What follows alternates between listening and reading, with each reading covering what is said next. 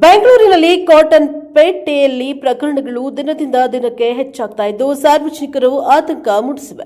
ಇತ್ತೀಚೆಗೆ ಚಾಮರಾಜಪೇಟೆ ಮೂಲದ ಮಹಿಳೆ ಮೇಲೆ 3 ಕಿಡಿಗೇಡಿಗಳು ಅಮಾನವೀಯವಾಗಿ ಹಲ್ಲೆ ನಡೆಸಿದ ಘಟನೆ ನಡೆದಿದೆ.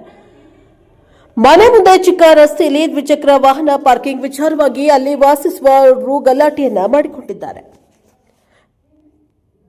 ಇತ್ತೀಚೆಗೆ ನಮ್ಮ ಬೆಂಗಳೂರು ಮಹಾನಗರದಲ್ಲಿ ನೋಡೋದಾದ್ರೆ ಟ್ರಾಫಿಕ್ ಮತ್ತು ಜನಸಂಖ್ಯೆ ತುಂಬಾ ಹೆಚ್ಚಾಗ್ತಾ ಬರ್ತಾ ಇದೆ. ಇಂತಹ ಸಮಯದಲ್ಲಿ ಸ್ವಲ್ಪ ಜಾಗವಿದ್ರೂ ಸಹ ಸರಿಯಾದ ಪಾರ್ಕಿಂಗ್ ಇಲ್ಲದ ರೀತಿಯಲ್ಲಿ ನಿವಾಸಿಗಳು ಕಟ್ಟಿಕೊಂಡ ಮನೆಗಳನ್ನ ಬಾಡಿಗೆಗೆ ಕೊಡ್ತಾರೆ. ಈ ವಿಚಾರವಾಗಿ ಕೇಳಕ್ ಹೋದ್ರೆ ನಾವು ರಾಜಕಾರಣಿಗಳ ಹೆಸರನ್ನ ಹೇಳಿಕೊಂಡು ಜನರಿಗೆ ತುಂಬಾ ತೊಂದರೆಯನ್ನ ಕೊಡ್ತಾ ಇದ್ದಾರೆ.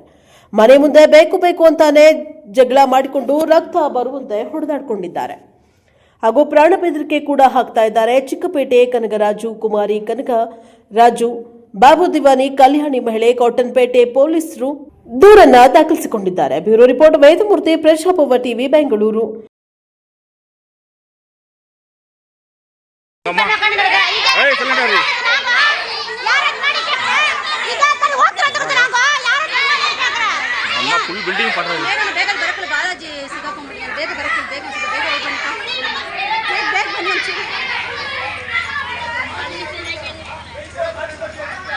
पैसा ला